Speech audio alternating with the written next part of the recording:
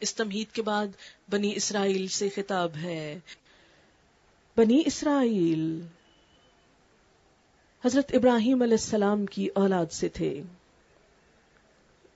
ابراہیم کے بعد اسحاق، اسحاق کے بعد یعقوب، یعقوب علیہ السلام کا لقب تھا اسرائیل، اور ان کی آگے نسل بنی اسرائیل کہلائی۔ ان کو بھی اللہ نے چن لیا تھا، ان کو بھی ہدایت سے نوازا تھا، ان کو بھی دنیا کی رہنمائی کے لیے بنایا تھا، لیکن انہوں نے اپنے رب کی نعمتوں کا احساس نہ کیا، قدر نہ کی، لہذا اللہ نے ان سے وہ نعمت لے لی۔ ان کو پھر احساس دلایا جا رہا ہے، اے بنی اسرائیل، ذرا خیال کرو میری اس نعمت کا جو میں نے تم کو عطا کی تھی۔ میرے ساتھ تمہارا جو عہد تھا اسے تم پورا کرو، تو میرا جو عہد تمہارے ساتھ تھا اسے میں پورا کروں گا، اور مجھی سے تم ڈرو، اور میں نے جو کتاب بھیجی ہے اس پر ایمان لاؤ، یعنی اس قرآن پر۔ اس کی مخالفت کیوں کرتے ہو؟ یہ اس کتاب کی تائید کرتی ہے جو تمہارے پاس پہلے سے موجود تھی، لہذا تم سب سے پہلے اسی کے منکر نہ بن جاؤ۔ تھوڑی قیمت پر میری آیات کو بیچ نہ ڈالو، یعنی میرے دین سے دنیا مت کماؤ، اور میرے غضب سے بچو۔ باطل کا رنگ چڑھا کر حق کو مشتبہ نہ بناؤ، اور نہ جانتے بوجھتے حق کو چھپانے کی کوشش کرو۔ نماز قائم کرو، زکوٰۃ دو، اور جو لوگ میرے آگے جھک رہے ہیں ان کے ساتھ تم بھی جھک جاؤ۔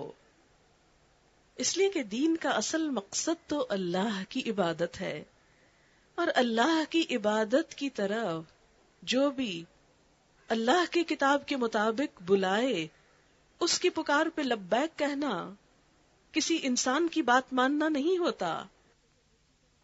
تم دوسروں کو تو نیکی کا راستہ اختیار کرنے کے لیے کہتے ہو، مگر اپنے آپ کو بھول جاتے ہو، حالانکہ تم کتاب کی تلاوت کرتے ہو۔ کیا تم عقل سے بالکل ہی کام نہیں لیتے؟ صبر اور نماز سے مدد لو، بے شک نماز ایک سخت مشکل کام ہے، مگر ان فرما بردار بندوں کے لیے مشکل نہیں ہے جو سمجھتے ہیں کہ آخر کار انہیں اپنے رب سے ملنا اور اسی کی طرف پلٹ کر جانا ہے۔ اے بنی اسرائیل، یاد کرو میری اس نعمت کو جس سے میں نے تمہیں نوازا تھا، اور اس بات کو کہ میں نے تمہیں دنیا کی ساری قوموں پر فضیلت عطا کی تھی۔ ڈرو اس دن سے جب کوئی کسی کے ذرا کام نہ آئے گا، نہ کسی کی طرف سے سفارش قبول ہوگی، نہ کسی کو فدیہ لے کر چھوڑا جائے گا، اور نہ مجرموں کو کہیں سے کوئی مدد ملے گی۔ یاد کرو وہ وقت جب ہم نے تم کو فرعونیوں کی غلامی سے نجات بخشی، انہوں نے تمہیں سخت عذاب میں مبتلا کر رکھا تھا، تمہارے لڑکوں کو ذبح کرتے تھے اور تمہاری لڑکیوں کو زندہ رہنے دیتے تھے، اور اس حالت میں تمہارے رب کی طرف سے تمہاری بڑی آزمائش تھی۔ شیخ محمد عبدہ ایک مصری مفسر ہیں، وہ لکھتے ہیں کہ بنی اسرائیل کی نسل جب بہت تیزی سے بڑھنے لگی تو فرعونیوں کو خطرہ لاحق ہوا کہ یہ تعداد میں ہم سے بڑھ جائیں گے اور پھر ایک دن ہم پہ غالب آ جائیں گے، لہٰذا بہتر یہی ہے کہ ان کی نسل کشی کرو، اس لیے کہ ہیومن ریسورس سب سے بڑا ریسورس ہوتا ہے۔ لہٰذا فرعون کو یہ سوجھی کہ بنی اسرائیل کے بیٹوں کو قتل کر دو، ان کی عورتوں کو ہم اپنے تسلط میں لائیں گے اور اس سے قبطی نسل پیدا ہوگی، اور یہ بنی اسرائیل کے لیے ایک بہت بڑی آزمائش تھی ان کی غلامی کی وجہ سے۔ یاد کرو وہ وقت جب ہم نے سمندر پھاڑ کر تمہارے لیے راستہ بنایا، پھر اس میں سے تمہیں بخیریت گزروا دیا، پھر وہی تمہاری آنکھوں کے سامنے فرعونیوں کو غرقاب کیا۔ یاد کرو جب ہم نے موسیٰ علیہ السلام کو 40 شب و روز کی قرارداد پہ بلایا تو اس کے پیچھے تم بچڑے کو اپنا معبود بنا بیٹھے، اس وقت تم نے بڑی زیادتی کی تھی، مگر اس پر بھی ہم نے تمہیں معاف کر دیا، شاید کہ اب تم شکر گزار بنو۔ یاد کرو ٹھیک اس وقت جب تم یہ ظلم کر رہے تھے، ہم نے موسیٰ علیہ السلام کو کتاب اور فرقان عطا کی تاکہ تم اس کے ذریعے سیدھا راستہ پا سکو۔ اللہ کی کتاب ہر دور میں دراصل انسانوں کی رہنمائی ہی کے لیے آئی ہے، لہذا کوئی بھی شخص جو صراط مستقیم پانا چاہے، ہدایت پانا چاہے، اس کے لیے ممکن ہی نہیں کہ اللہ کی رہنمائی اور اللہ کی کتاب کے بغیر پائے۔ یاد کرو جب موسیٰ علیہ السلام یہ نعمت لیے ہوئے پلٹے تو اس نے اپنی قوم سے کہا، لوگو تم نے بچڑے کو معبود بنا کر اپنے اوپر سخت ظلم کیا ہے، لہٰذا تم لوگ اپنے خالق کے حضور توبہ کرو اور اپنی جانوں کو ہلاک کرو، اسی میں تمہارے خالق کے نزدیک تمہاری بہتری ہے۔ اس وقت تمہارے خالق نے تمہاری توبہ قبول کر لی کہ وہ بڑا معاف کرنے والا اور رحم کرنے والا ہے۔ یاد کرو جب تم نے موسیٰ علیہ السلام سے کہا تھا کہ ہم تمہارے کہنے کا ہرگز یقین نہ کریں گے جب تک کہ اپنی آنکھوں سے علانیہ خدا کو تم سے کلام کرتے نہ دیکھ لیں۔ موسیٰ علیہ السلام جب کوہ طور پر گئے، اللہ تعالیٰ سے ہم کلام ہوئے، واپس آ کر قوم کو بتایا تو قوم اڑ گئی، کہنے لگی ہم بھی دیکھیں گے تو مانیں گے۔ جیسے آج کے دور میں بھی بہت سے لوگ ایمان لانے کے لیے کیا شرط لگاتے ہیں کہ ہم جس چیز کو ہاتھ نہ لگا سکیں، جسے دیکھ نہ سکیں، جسے سن نہ سکیں، جو ہمارے 5 سینسز کی پہنچ سے باہر ہو، اس کو ہم مان نہیں سکتے۔ لیکن حقیقت یہ ہے کہ یہ ایک بہت بڑا دھوکہ اور ایک بہت بڑا مغالطہ ہے۔ دنیا میں کتنی ہی بے شمار چیزیں قدم قدم پر ایسی ہیں کہ جن کو ہم بن دیکھے مانتے ہیں۔ یہ تو صرف نہ ماننے کے بہانے ہیں، جیسے بنی اسرائیل نے کیے۔ اسی لیے بنی اسرائیل کی یہ باتیں ہم کو بتائی جا رہی ہیں کہ دیکھو عبرت پکڑو، تم وہ نہ کرنا جو وہ کر چکے۔ اس وقت تمہارے دیکھتے ہی دیکھتے ایک زبردست بجلی نے تم کو آ لیا، تم بے جان ہو کر گر چکے تھے، مگر پھر ہم نے تم کو جلا اٹھایا، شاید کہ اس احسان کے بعد تم شکر گزار بن جاؤ۔ ہم نے تم پر بادل کا سایہ کیا، من و سلوہ کی غذا تمہارے لیے فراہم کی، اور تم سے کہا کہ جو پاک چیزیں ہم نے تمہیں بخشی ہیں انہیں کھاؤ، مگر تمہارے بڑوں نے جو کچھ کیا وہ ہم پہ ظلم نہ تھا بلکہ انہوں نے اپنے اوپر آپ ہی ظلم کیا، یعنی ساری نعمتیں پا کر پھر اللہ کے ناشکرے بن گئے۔ پھر یاد کرو جب ہم نے تمہیں کہا تھا کہ یہ بستی جو تمہارے سامنے ہے اس میں داخل ہو جاؤ، اس کی پیداوار جس طرح چاہو مزے سے کھاؤ، مگر بستی کے دروازے میں سجدہ ریز ہوتے ہوئے داخل ہونا اور کہتے جانا ہتتن ہتتن، اس کا مطلب ہے اے اللہ ہم کو معاف کر دے، ہم تمہاری خطاؤں سے درگزر کریں گے، یعنی جب تم معافی مانگو گے تو ہم تم کو معاف کر دیں گے اور نیکوکاروں کو مزید فضل و کرم سے نوازیں گے۔ مگر جو بات کہی گئی تھی ظالموں نے اسے بدل کر کچھ اور کر دیا، آخرکار ہم نے ظلم کرنے والوں پر آسمان سے عذاب نازل کیا، یہ سزا تھی ان نافرمانیوں کی جو وہ کر رہے تھے۔ کہا جاتا ہے کہ انہوں نے حتتن کی بجائے حنتتن کہا، جو ان کی زبان میں معنی دیتا ہے گندم کے، ایک تو لفظ بگاڑا اور دوسرا اس کا مذاق اڑایا۔ یاد کرو جب موسیٰ علیہ السلام نے اپنی قوم کے لیے پانی کی دعا کی تو ہم نے کہا کہ فلاں چٹان پر اپنا عصا مارو، چنانچہ اس سے 12 چشمے پھوٹ نکلے۔ اسی صحرا میں پانی نہیں تھا پینے کو، موسیٰ علیہ السلام کے ایک عصا سے 12 چشمے، 12 کیوں؟ کیونکہ 12 قبیلے تھے بنی اسرائیل کے، اور ہر قبیلے نے جان لیا کون سی جگہ اس کے پانی پینے کی ہے۔ اس وقت یہ ہدایت کر دی گئی تھی کہ اللہ کا دیا ہوا رزق کھاؤ پیو اور زمین میں فساد نہ پھیلاتے پھرو، اور یہی چیز ہم سب سے دراصل مطلوب ہے۔ دین ہم کو یہ نہیں سکھاتا کہ دنیا چھوڑ دو، دین ہم پر دنیا کو حرام نہیں کرتا، دین یہی سکھاتا ہے کہ دنیا استعمال کرو لیکن فساد نہ کرو، بگاڑ پیدا نہ کرو۔ کیسے؟ زمین کے اوپر شکر، صبر، تواضع اور قناعت کے ساتھ رہنا زمین کی اصلاح ہے، اس کے برعکس ناشکری، بے صبری، گھمنڈ اور حرص کے ساتھ رہنا زمین میں فساد برپا کرنا ہے، کیونکہ اس سے فطرت کا نظام ٹوٹتا ہے اور یہی دراصل حد سے نکلنا ہوتا ہے، اور یہ اللہ کو ناپسند ہے۔ یاد کرو جب تم نے کہا تھا کہ اے موسیٰ ہم ایک ہی طرح کے کھانے پہ صبر نہیں کر سکتے، اپنے رب سے دعا کرو کہ ہمارے لیے زمین کی پیداوار، ساگ، ترکاری، گیہوں، لہسن، پیاز، دال وغیرہ پیدا کرے۔ اب دیکھیے کہ اللہ ان کو ایک بلند مقام عطا کرنا چاہتا تھا، صحرا نوردی کروا کر ان کے اندر مجاہدانہ صفات پیدا کرنا چاہتا تھا، لیکن وہ لوگ اس حکمت کو نہ سمجھ سکے اور من و سلوہ کا انکار کر کے چٹپٹے کھانے مانگنے لگے۔ قوموں میں جب زوال آتا ہے تو ان کی ساری توجہ صرف کھانے پینے کی چیزوں کی طرف مبذول ہو جاتی ہے.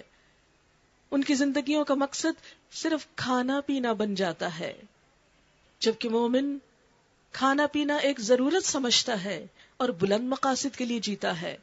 اب دیکھیے کہ کھانے پینے میں تو جانور بھی سارا دن کھاتے پیتے رہتے ہیں، پھر انسانوں اور جانوروں میں فرق کس چیز کا رہ جاتا ہے کہ انسان کھانے پینے سے اٹھ کر کچھ اور سوچے، کیونکہ اللہ نے اسے ساری مخلوق سے افضل بنایا ہے.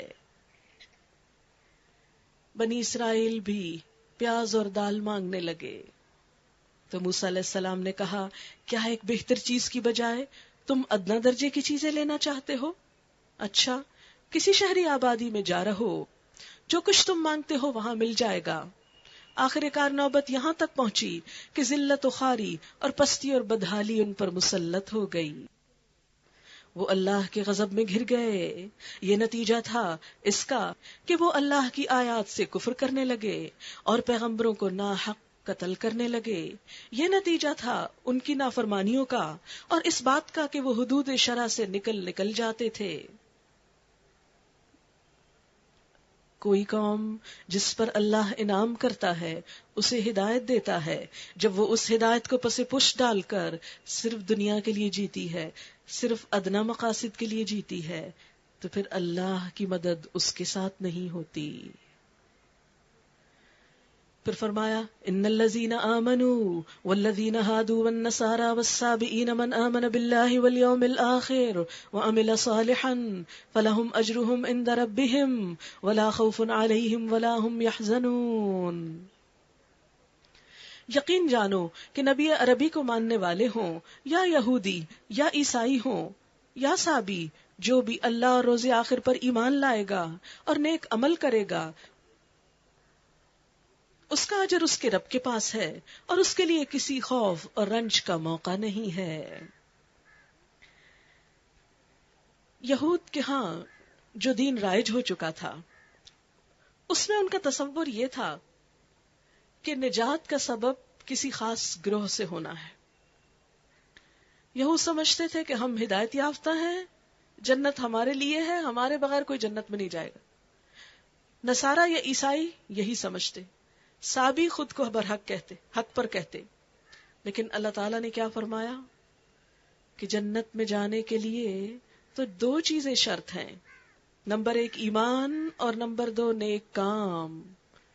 صرف کسی خاص گروہ سے ہونا جنت میں جانے کی ضمانت نہیں، اس لیے کہ عمل سے زندگی بنتی ہے، جنت بھی جہنم بھی. یہ خاکی اپنی فطرت میں نہ نوری ہے نہ ناری ہے. وَإِذْ أَخَذْنَا مِيثَاقَكُمْ وَرَفَعْنَا فَوْقَكُمُ الطُّورَ. یاد کرو وہ وقت جب ہم نے طور کو تم پر اٹھا کر تم سے پختہ عہد لیا تھا اور کہا تھا کہ جو کتاب ہم تمہیں دے رہے ہیں اسے مضبوطی کے ساتھ تھامنا، اور جو احکام اور ہدایات اس میں درج ہیں انہیں یاد رکھنا. اسی ذریعے سے توقع کی جا سکتی ہے کہ تم تقوی کی روش پہ چل سکو گے. بنی اسرائیل نے جب سیدھی طرح بات نہیں مانی اور ہر ہدایت کی بات کو جھٹلایا تو اللہ تعالیٰ نے پھر ان پر کوہ طور کو اٹھا کر ان کے سروں پر مسلط کیا کہ مانتے ہو یا نہیں. پھر کون ایسا تھا جو سر پہ پہاڑ گرتے ہوئے نہ مانے؟ تو سب نے فوری طور پر اقرار کر لیا. مگر اس کے بعد تم اپنے عہد سے پھر گئے، پھر وقت گزرنے پر وہ وعدہ بھول گئے. اس پر بھی اللہ کے فضل اور اس کی رحمت نے تمہارا ساتھ نہ چھوڑا، ورنہ تم کبھی کے تباہ ہو چکے ہوتے. وَلَقَدْ عَلِمْتُمُ الَّذِينَ اعْتَدَوْا مِنْكُمْ فِي السَّبْتِ فَقُلْنَا لَهُمْ كُونُوا قِرَدَةً خَاسِئِينَ. پھر تمہیں اپنی قوم کے ان لوگوں کا قصہ تو معلوم ہی ہے جنہوں نے سبت کا قانون توڑا تھا.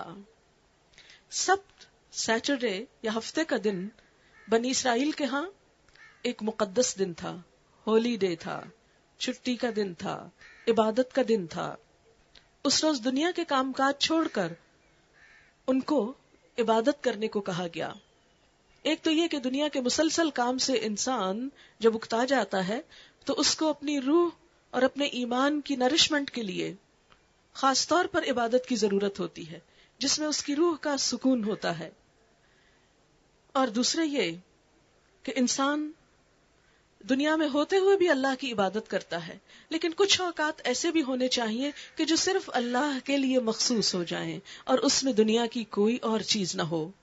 بہرحال یہود کے لیے یہ دن کافی پابندیوں والا تھا کہ انہیں ہر طرح کا کاروبار اور تجارت اور کسی بھی قسم کی دنیاوی ایکٹیویٹی سے منع کر دیا گیا تھا۔ اب یہ قوم تو ہمیشہ سے ایسی تھی کہ جو اللہ کے ہر حکم کے اندر کوئی ایسا طریقہ ڈھونڈ لیتی کہ جس سے بظاہر یہ بھی لگے کہ ہم اللہ کی بات مان رہے ہیں، لیکن دراصل وہ ان کے دنیا کے مفاد کی بات ہوتی تھی۔ یعنی دین کا لبادہ اوڑھ کر دنیا کے فائدے حاصل کرتے تھے۔ ان میں سے ایک بستی کہتے کہ داؤد علیہ السلام کے زمانے کا واقعہ ہے، دریا کے کنارے تھی، مچھلیاں پکڑنا ان کا کام کاروبار تھا۔ ہفتے کے دن مچھلیاں پکڑنا منع تھا، لہٰذا وہ کیا کرتے کہ ہفتے سے پہلے جمعے کے دن شام کے وقت جال پھینک دیتے اور اتوار کی صبح کو نکال لیتے، اور کیا ظاہر کرتے کہ ہم نے تو ہفتے کے دن کچھ بھی نہیں کیا۔ یہ ایک ایسی ہیلا سازی تھی، ایک ایسا دھوکہ تھا اللہ کے ساتھ کہ جس کو اللہ تعالیٰ نے سخت ناپسند کیا، لہذا انہیں اس کی سزا دنیا میں دی گئی۔ کیسے کہ ان کی شکلوں کو بگاڑ دیا گیا اور بگاڑ کر بندر بنا دیا گیا۔ بندر انسان سے قریب ترین شکل ہے نا، اور یہ اس دور میں بھی ہوا، اور ریسنٹلی تبت میں یہ بیماری عام ہوئی۔ ایک اخباری اطلاع کے مطابق تبت میں اسی طرح کی پراسرار بیماری تھی جس میں 90 انسان بندر بن گئے، اور اخبار کی یہ کٹنگ جس میں ایک انسان کی یہ بندر جیسی تصویر بھی میرے سامنے ہے، اور لوگوں کو سمجھ میں نہیں آیا کہ یہ ایسا کیوں ہوا۔ بہرحال یہ تو اللہ ہی بہتر جانتا ہے، اور نہ ہی کوئی ایسی تحقیق ہمارے سامنے موجود ہے، لیکن یہ بتانا صرف اس لیے مقصود ہے کہ بعض اوقات لوگ ایسی آیات کا مذاق اڑاتے ہیں اور یہ سمجھتے ہیں کہ یہ تو ایسے ہی من گھڑت واقعہ ہے۔ بہرحال جب ان لوگوں نے اللہ کے اس قانون کو توڑا تو فرمایا کہ ہم نے انہیں کہہ دیا کہ بندر بن جاؤ اور اس حال میں رہو کہ ہر طرف سے تم پر دھتکار پھٹکار پڑے، سب کو پتا چلے کہ تم مجرم ہو۔ اپنی شکل کیسے چھپاتے؟ اس طرح ہم نے ان کے انجام کو اس زمانے کے لوگوں اور بعد کی نسلوں کے لیے عبرت اور ڈرنے والوں کے لیے نصیحت بنا کر چھوڑا۔ پھر وہ واقعہ یاد کرو جب موسیٰ علیہ السلام نے اپنی قوم سے کہا کہ اللہ تمہیں ایک گائے ذبح کرنے کا حکم دیتا ہے۔ یہ کیوں کہا گیا تھا؟ اس لیے کہ فرعونیوں کے ساتھ رہ کر ان کے اندر بھی کچھ بت پرستی کی بو آ گئی تھی، یہ بھی گائے کی تعظیم و تقدیس کرنے لگے۔ اللہ تعالیٰ نے کیا فرمایا کہ اس کے گلے پہ چھری پھیر دو۔ حقیقت یہ ہے کہ اللہ تعالیٰ بندے کو مختلف طرح سے آزماتا ہے کہ یہ بندہ میری محبت میں کتنا سچا ہے اور اپنے اس دعوے میں کتنا درست ہے۔ وہ بظاہر تو مسلمان تھے، اللہ کی عبادت کے دعوے کرتے تھے منہ سے، لیکن دل میں ان کے بت بیٹھا ہوا تھا گائے کی محبت کا۔ تو اللہ تعالیٰ نے ان کو کیسے آزمایا کہ اس گائے پر چھری پھیر دو۔ پھر وہ واقعہ یاد کرو جب موسیٰ علیہ السلام نے اپنی قوم سے کہا کہ اللہ تمہیں ایک گائے ذبح کرنے کا حکم دیتا ہے، کہنے لگے کیا تم ہم سے مذاق کرتے ہو، ہم گائے ذبح کریں؟ موسیٰ علیہ السلام نے کہا میں اس سے خدا کی پناہ مانگتا ہوں کہ جاہلوں کی سی باتیں کروں، یعنی مذاق اڑاؤں۔ بے وجہ مذاق اڑانا ایک جہالت کا کام ہوتا ہے، کوئی پڑھا لکھا عقل مند شخص ایسا نہیں کرتا۔ بولے اچھا اپنے رب سے درخواست کرو کہ وہ ہمیں اس گائے کی کچھ تفصیل بتائے۔ موسیٰ علیہ السلام نے کہا اللہ کا ارشاد ہے وہ ایک ایسی گائے ہونی چاہیے جو نہ بوڑھی ہو نہ بچیا بلکہ اوسط عمر کی ہو، لہٰذا جو حکم دیا جاتا ہے اس کی تعمیل کرو۔ پھر کہنے لگے اپنے رب سے یہ اور پوچھ دو کہ اس کا رنگ کیسا ہو۔ موسیٰ علیہ السلام نے کہا وہ فرماتا ہے زرد رنگ کی گائے ہونی چاہیے جس کا رنگ ایسا شوخ ہو کہ دیکھنے والوں کا جی خوش ہو جائے۔ پھر بولے اپنے رب سے صاف صاف پوچھ کر بتاؤ کیسی گائے چاہیے، ہمیں اس کی تعین میں اشتباہ ہو کہ ہم کو سمجھ میں نہیں آتا کہ کون سی گائے ذبح کرے۔ اور یہ سب کچھ وہ کیوں کر رہے تھے؟ بہانے بازی کہ گائے ذبح نہ کرنی پڑے۔ اور اس واقعے کے آئینے میں ہم خود کو بھی دیکھ سکتے ہیں.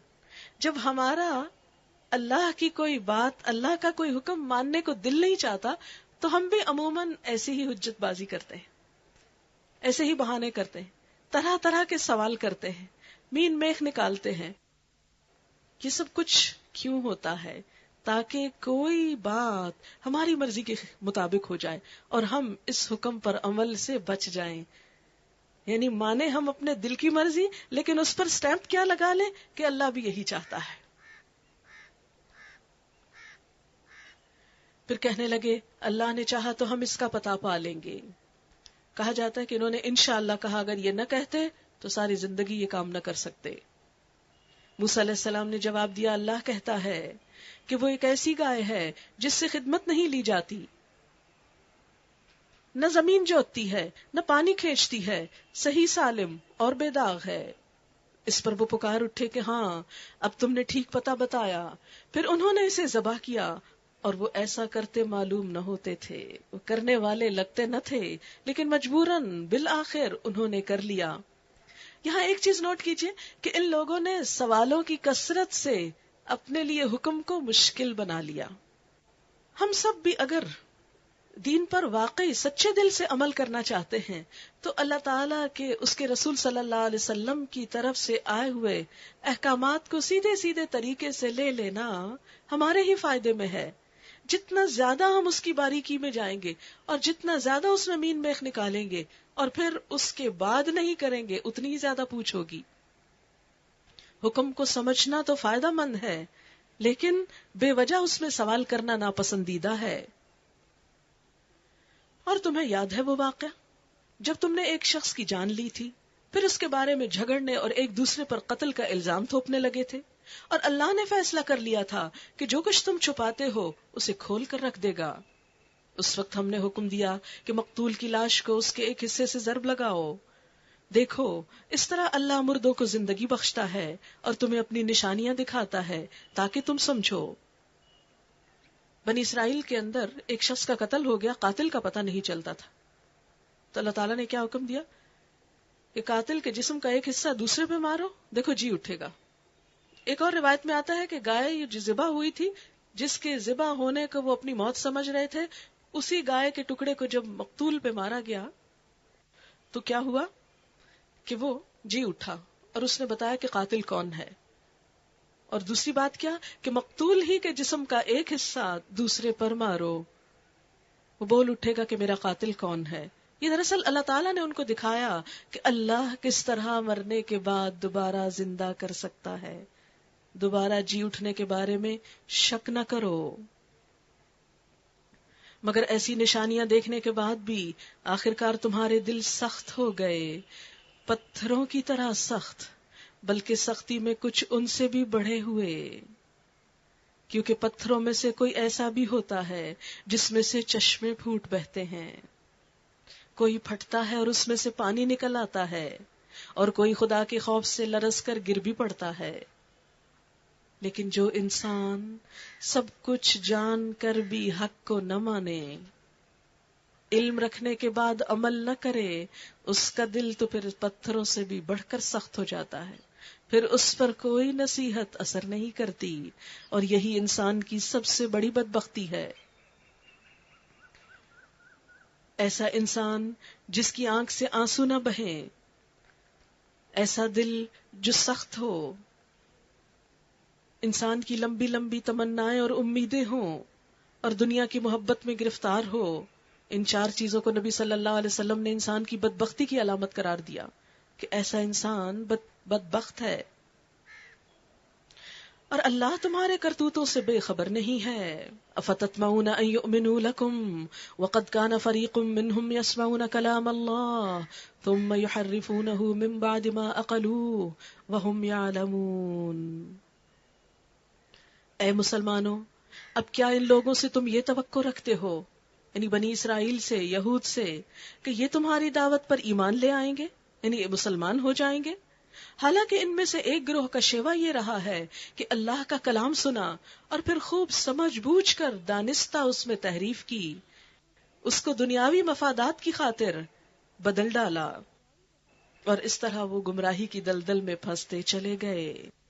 وَإِذَا لَقُوا الَّذِينَ آمَنُوا قَالُوا آمَنَّا وَإِذَا خَلَا بَعْضُهُمْ إِلَى بَعْضٍ قَالُوا وَتُحَدِّثُونَهُمْ بِمَا فَتَحَ اللَّهُ عَلَيْكُمْ لِيُحَاجُّوكُمْ بِهِ عِندَ رَبِّكُمْ أَفَلَا تَعْقِلُونَ. یہ لوگ جب محمد رسول اللہ پر ایمان لانے والوں سے ملتے ہیں صلی اللہ علیہ وسلم تو کہتے ہیں کہ ہم بھی انہیں مانتے ہیں، اور جب آپس میں ایک دوسرے سے تخلیہ میں ان کی بات چیت ہوتی ہے تو کہتے ہیں کہ بے وقوف ہو گئے ہو، ان لوگوں کو وہ باتیں بتاتے ہو جو اللہ نے تم پر کھولی ہیں تاکہ تمہارے رب کے پاس تمہارے مقابلے میں انہیں حجت میں پیش کریں. اور کیا یہ نہیں جانتے کہ جو کچھ یہ چھپاتے ہیں اور جو کچھ ظاہر کرتے ہیں اللہ کو سب باتوں کی خبر ہے. وَمِنْهُمْ أُمِّيُّونَ لَا يَعْلَمُونَ الْكِتَابَ، اور ان میں ان پڑھ لوگ ہیں، امی لوگ ہیں جو کتاب کو جانتے ہی نہیں. بنی اسرائیل دو بڑے گروہوں میں تقسیم کی جا سکتی، ایک ان کے خواص کا طبقہ تھا اور دوسرا عوام کا طبقہ. ایک ان کے علماء تھے اور دوسرے ان کے عوام. ان کے علماء کتاب کا علم رکھتے تھے لیکن اس علم کو صرف اپنے تک محدود رکھتے تھے، عوام تک نہیں جانے دیتے تھے. ایسا کیوں کرتے تھے؟ اس لیے تاکہ دین کے اجارہ دار بنے رہیں. اس لیے کہ اگر ہر شخص نے جان لیا تو پھر شاید ان کی وقت کم ہو جائے. لہذا ان کے ہاں دین کا علم چند نسلوں، چند لوگوں، چند افراد تک محدود تھا. ان کی کتاب عام لوگوں کی پہنچ تک ہی نہیں تھی. بعض اوقات کتاب کو تالوں میں رکھا جاتا تھا محفوظ کر کے کہ دوسرے اس تک پہنچ نہ سکیں، اور عوام اپنے ہی ایک دین پر تھے. اور وہ کون سا دین تھا؟ خواہشات کا دین. اسی لیے فرمایا وَمِنْهُمْ أُمِّيُّونَ، اور ان میں سے کچھ ان پڑھ لوگ ہیں امی. امی کا لفظ سے ہے، ماں کو کہتے ہیں. امی وہ شخص ہوتا ہے جس کا علم بس وہی ہو جو اس کی ماں نے اس کو سکھا دیا، کسی کتاب سے نہ ہو، وحی الہی پر مبنی نہ ہو. فرمایا ان کے عوام کا حال یہ ہے کہ وہ کتاب کا علم ہی نہیں رکھتے، جانتے ہی نہیں اللہ نے کیا فرمایا، اللہ نے اپنے بندوں سے کیا چاہا. وَمِنْهُمْ أُمِّيُّونَ لَا يَعْلَمُونَ الْكِتَابَ، یہ کتاب نہیں جانتے. آج ہمارا حال کیا ہے؟ ہمارے عوام کی حالت کیا ہے؟ امت مسلمہ کی اکثریت کی حالت کیا ہے؟ کیا ہمارا حال بھی آج بنی اسرائیل کا سا نہیں کہ ہمارے ماسس کو، اکثریت کو، میجورٹی کو پتہ ہی نہیں کہ کتاب کیا کہتی ہے؟ لا یعلمون الکتاب الا امانی، مگر امیدیں، آرزویں. انہوں نے جنت میں جانے کے لیے جھوٹے قصے، کہانیاں اپنے دین کے بارے میں گھڑ رکھی تھیں، نجات کے سستے نسخے ایجاد کر رکھے تھے کہ اگر فلاں چیز کو ہاتھ لگا دو، فلاں دروازے سے گزر جاؤ، فلاں بزرگ کو پکڑ لو تو جنت میں پہنچ جاؤ گے. ان کے ہاں نجات کے لیے عمل ضروری نہیں تھا، کسی بزرگ سے نسبت کافی تھی. الا امانی، آرزویں، تمنائیں.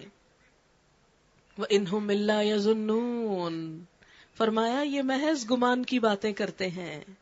اللہ نے کہیں ایسا نہیں فرمایا کہ چند ریچولز یا چند ظاہری رسمیں انسان کی نجات کے لیے کافی ہو جائیں گی، یا کسی خاص گروہ میں ہونا، یا کسی خاص نسل میں پیدا ہونا. خاص طور پر یہود نسلی تفاخر کا شکار تھے. وہ سمجھتے تھے کہ جو بچہ بنی اسرائیل میں پیدا ہو جائے وہ بخشا ہے. جیسے آج ہمارے ہاں بھی بعض ایسی باتیں معاشرے میں پائی جاتی ہیں کہ اگر کوئی شخص سید خاندان میں ہے مثلاً، تو وہ چونکہ نبی صلی اللہ علیہ وسلم کا خاندان ہے تو وہ خاندانی طور پر نجات یافتہ ہے. یا اگر کوئی شخص کسی فلاں بڑے بزرگ کے ساتھ ہے، اس کو مانتا ہے، تو بس یہ اس بزرگ کو ماننا ہی اس کی نجات کے لیے کافی ہے. لیکن یہاں پر کیا بتایا گیا کہ نہیں، جنت میں انسان صرف آرزوؤں اور تمناؤں سے نہیں پہنچتا، صرف خوش خیالی کافی نہیں، صرف من گھڑت باتیں کافی نہیں، عمل ضروری ہے. فَوَيْلٌ لِّلَّذِينَ يَكْتُبُونَ الْكِتَابَ بِأَيْدِيهِمْ، پس ہلاکت ہے ان لوگوں کے لیے جنہوں نے کتاب کو اپنے ہاتھوں سے لکھا. یہ دوسرا گروہ، ان کے علماء کا، ان کا کردار یہاں واضح کیا جا رہا ہے کہ بسا اوقات وہ خود ساختہ باتیں اللہ کے نام پہ منسوب کر کے عوام میں پھیلا دیتے تھے تاکہ لوگوں کو خوش کر سکیں. لہذا اللہ تعالیٰ ان کے اس فریب کا پردہ کھول رہے ہیں اور ان کو وعید سنا رہے ہیں. ہلاکت اور تباہی ہے ان لوگوں کے لیے جو اپنے ہاتھوں سے شریعت کا نوشتہ لکھتے ہیں، پھر لوگوں سے کہتے ہیں یہ اللہ کے پاس سے آیا ہے. یعنی دین کا سیلف میڈ ایڈیشن تیار کر کے، خود ساختہ دین تیار کر کے اسے اللہ کی طرف منسوب کر دیتے ہیں تاکہ اس کے معاوضے میں تھوڑا سا فائدہ حاصل کر سکیں. ان کے ہاتھوں کا یہ لکھا بھی ان کے لیے تباہی کا سامان ہے، اور ان کی یہ کمائی بھی ان کے لیے ہلاکت کا موجب ہے. اور ان کی ان تمناؤں میں اور اس خود ساختہ دین میں کیا باتیں تھیں؟ یہ بات وَقَالُوا لَن تَمَسَّنَا النَّارُ إِلَّا أَيَّامًا مَّعْدُودَةً، وہ کہتے ہیں کہ دوزخ کی آگ ہمیں ہرگز چھونے والی نہیں، الا یہ کہ چند روز کی سزا مل جائے تو مل جائے.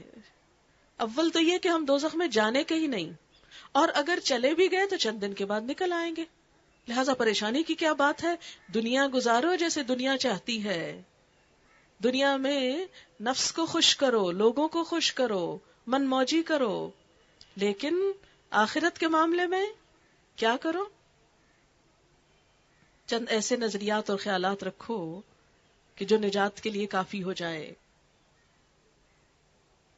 اور ان میں سے ایک کیا تھا کہ دوزخ کی آگ ہمیں ہرگز چھونے والی نہیں، الا یہ کہ چند روز کی سزا مل جائے تو مل جائے. ان سے پوچھو کیا تم نے اللہ سے کوئی عہد لیا ہے کہ تم دوزخ میں نہیں جاؤ گے، جس کی خلاف ورزی وہ کر نہیں سکتا؟ یا بات یہ ہے کہ تم اللہ کے ذمے ڈال کر ایسی باتیں کہہ دیتے ہو جن کے متعلق تمہیں علم نہیں کہ اس نے ان کا ذمہ لیا ہے؟ آخر تمہیں دوزخ کی آگ کیوں نہ چھوئے گی؟ بلا من کسب سیئۃ، جو بھی کوئی برائی کمائے گا، جو بھی برا کرے گا اور اپنی خطا کے چکر میں پڑا رہے گا، یعنی اس خطا سے باہر نہیں آئے گا، توبہ نہیں کرے گا، اس کو چھوڑے گا نہیں، اسی کے ساتھ زندگی کے اختتام کو پہنچے گا، فاولئک اصحاب النار، یہی لوگ آگ والے ہیں، ہم فیہا خالدون، وہ اس میں ہمیشہ ہمیشہ رہیں گے. تو گویا نجات کے لیے صرف خوش خیالیاں کافی نہیں، عمل کی ضرورت ہے.